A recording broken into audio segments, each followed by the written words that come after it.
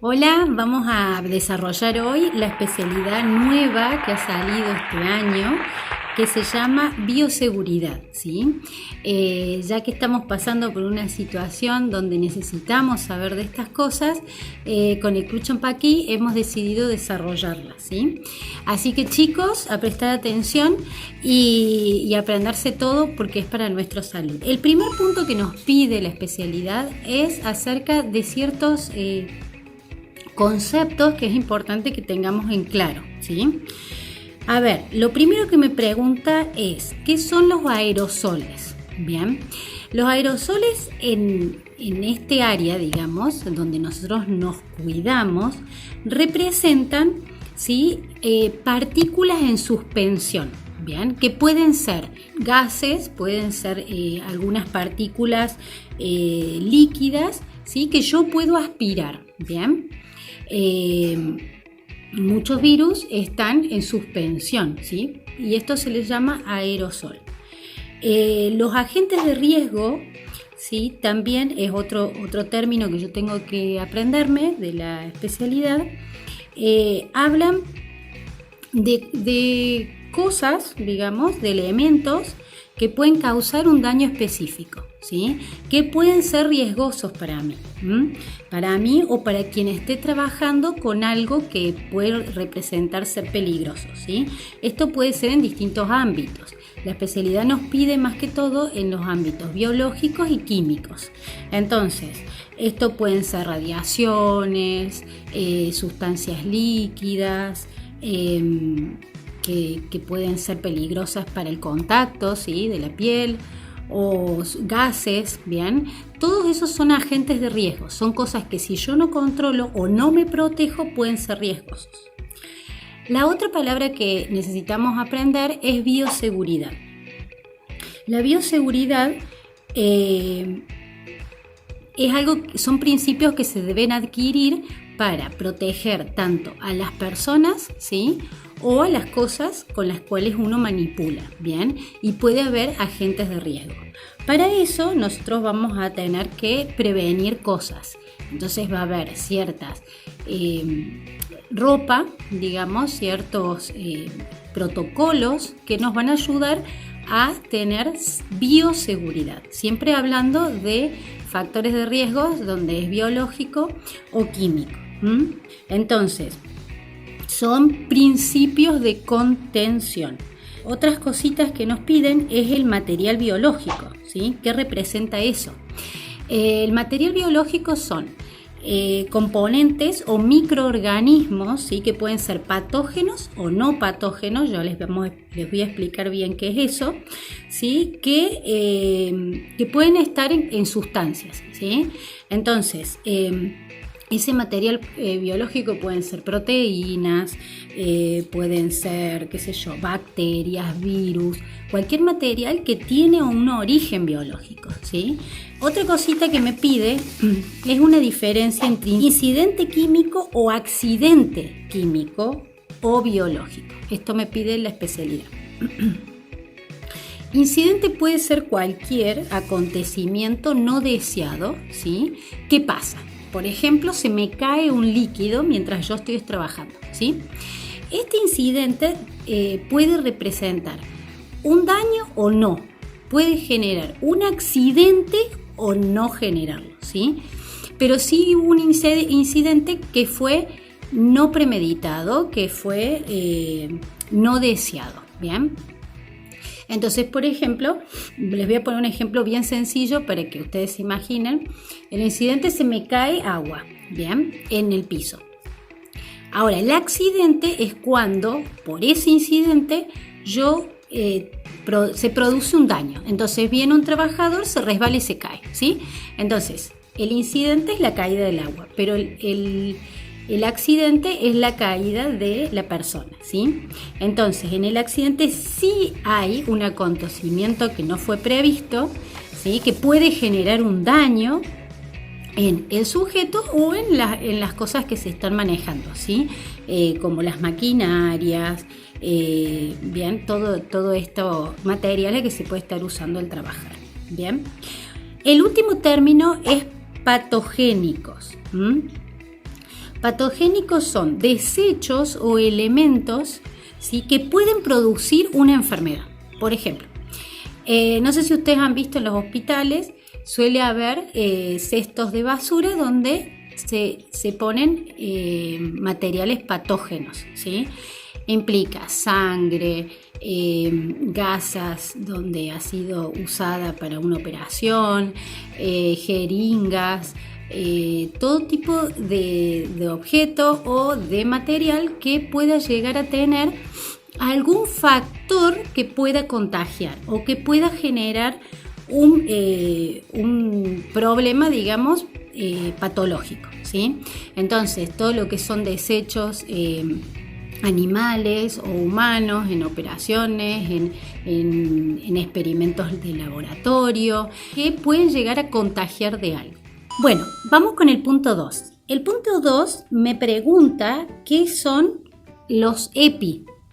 El EPI es el equipamiento de protección individual. En Argentina le llamamos EPP, o sea, equipamiento de protección personal, ¿sí? Este representa cierta vestimenta o ciertos objetos que pueden protegernos ante situaciones o trabajos que pueden llegar a representar un riesgo, ¿sí?, donde pueda generarse algún accidente también o se manipule con sustancias que puedan ser tóxicas. Bien, entonces va a haber de protección para la cabeza, para los ojos, la nariz, la boca, la piel, ¿sí?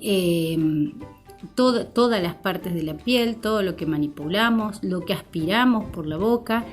La persona puede tener una protección desde arriba hasta los pies, ¿sí? La especialidad nos pide el equipamiento que usa un agente de salud. Bien, un médico o una persona que trabaja con la salud física sobre todo, tienen de por sí, ya usan, haya una epidemia o no, usan ya batas de algodón, ¿sí?, que son de fácil lavado, con ciertos zapatos que son lavables, bien, que tienen colores claros algunos para que se pueda ver que están limpios. Pero en caso de epidemia ya la vestimenta se hace como más rigurosa. Bien, hay ciertos mamelucos que cubren desde la cabeza, ¿sí?, hasta los pies, de un cierto material que protege, va encima de la ropa que ya el médico tiene, ¿sí?, o la agente de salud. También hay unos zapatos que cubren los zapatos, ¿sí?, y unas polainas que llegan hasta arriba, si no hay una parte del cuerpo que esté expuesta. También en la cara van o unos anteojos que son bien, cubren toda la parte de la parte de los ojos, o unas máscaras que tienen como una vincha que debe cubrir toda la parte de acá arriba, no tienen que estar abiertas, bien, y con un acetato o con un plástico transparente que tape desde la cabeza hasta el cuello, bien. Esto va acompañado con un barbijo o con algo que tape la boca, ¿sí? Llevan guantes y bueno, en caso de que este enterito no tenga, llevan una cofia, ¿sí?, donde es algo que tapa también toda la cabeza. Bueno, estos son algunos de los materiales que se utilizan para proteger al agente de salud, al que está trabajando, ¿sí? Por ejemplo, un enfermero o un médico. Bien, si nosotros hablamos de los EPI en otras áreas como la construcción, tenemos cascos, también unos anteojos, tienen otra confección y tienen otra durabilidad. Pero porque en el agente de salud normalmente todas estas cosas son lavables o descartables, ¿sí?, porque se contaminan con los posibles agentes biológicos. Vamos al punto número 3, ¿sí? Acá tenemos que diferenciar entre brote, endemia, epidemia y pandemia, ¿sí? Todas hablan de una enfermedad que se transmite, digamos, ¿sí? Pero va a diferenciarse por la cantidad de las personas que ha sido transmitido, ¿sí? Esta es una de las razones. Primero, el brote es cuando una enfermedad viral, bacteriana, comienza en una zona, ¿sí? Donde empieza a aparecer repentinamente, por ejemplo, un brote de varicela, un brote de, no sé, de coronavirus, ¿sí? Empieza a surgir en una zona específica, ¿bien? Presentándose algunos casos, ¿bien? La segunda es la endemia. La endemia es donde se ha contagiado varias personas y se presenta esta enfermedad, pero que es común en ciertas épocas del año. Por ejemplo, es común que nos enfermemos de gripe en invierno, ¿sí? O que surjan ciertas enfermedades en primavera, ¿bien? Eso es una endemia. Es cuando la población se contagia, pero es esperable para esa época del año. Epidemia se ocurre cuando la enfermedad afecta a un grupo considerable de personas, ¿sí? Pero de un área, bien, de la población y un tiempo determinado. Por ejemplo, si nosotros tenemos una enfermedad en Argentina o en una zona de Argentina, eso podría llegar, que empieza a ser descontrolado y ahí se presentan muchos casos, puede llegar a ser una epidemia. Ahora, si esta misma enfermedad empieza a ser foco en distintos lugares del mundo y hasta en todo el mundo, pasa a ser una pandemia, ¿sí? Entonces, la diferencia entre pandemia y epidemia es que la pandemia se desarrolla el mismo foco, la misma enfermedad, es de contagio rápido, pero en distintas partes del mundo, ¿sí? Abarca más recorrido mundial.